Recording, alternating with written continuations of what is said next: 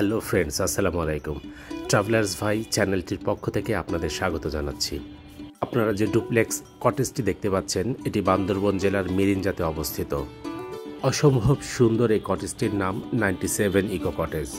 যারা পাহাড় প্রেমী, বৃক্ষপ্রেমী, তাদের জন্য এই কটেজটি এনে দিতে পারে এক রোমাঞ্চকর অনুভূতি। মিরিঞ্জাতে আসার সহজ উপায় হলো ঢাকা থেকে কক্সবাজারগামী যে কোনো বাসে উঠে চকরিয়াতে নেমে যাবেন। চকরিয়া থেকে সিএনজি, চাঁদের গাড়ি অথবা বাসে চড়ে মিরিঞ্জা স্টেশনে নেমে যাবেন। তারপর সেখান থেকে পায়ে হেঁটে অথবা মোটরসাইকেল যোগে এই কটেজে আপনি আসতে পারবেন।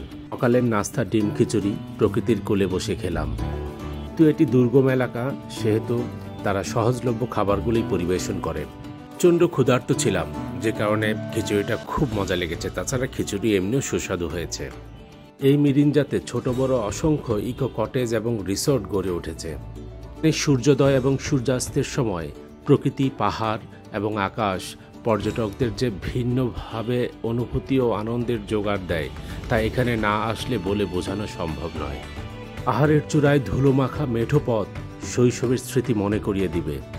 গাছ থেকে ও গাছে ছুটোছুটি করতে মন চাইবে।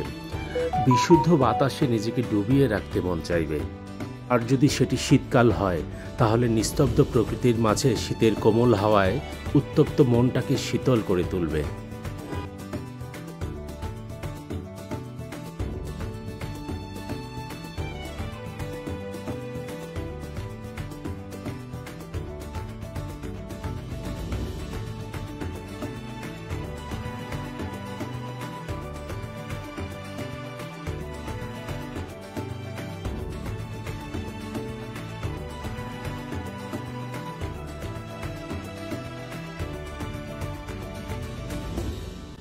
ঘুরতে কেনা ভালোবাসে। অনেকে মনে করে আরেকটু টাকা কামিয়ে নেই, পরে ঘুরতে যাব।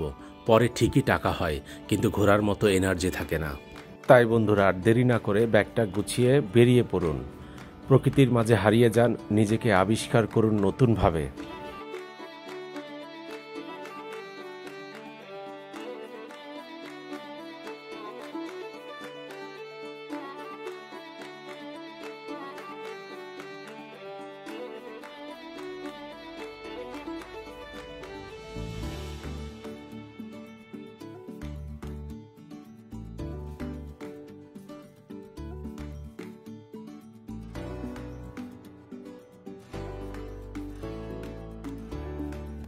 ভিডিওটি কেমন লাগলো তা আপনারা আপনাদের গুরুত্বপূর্ণ মতামতের মাধ্যমে জানাবেন।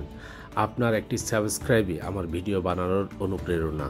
নতুন কোনো ভিডিওতে দেখা হবে। সে পর্যন্ত সকলে ভালো থাকবেন, সুস্থ থাকবেন। আল্লাহ হাফেজ।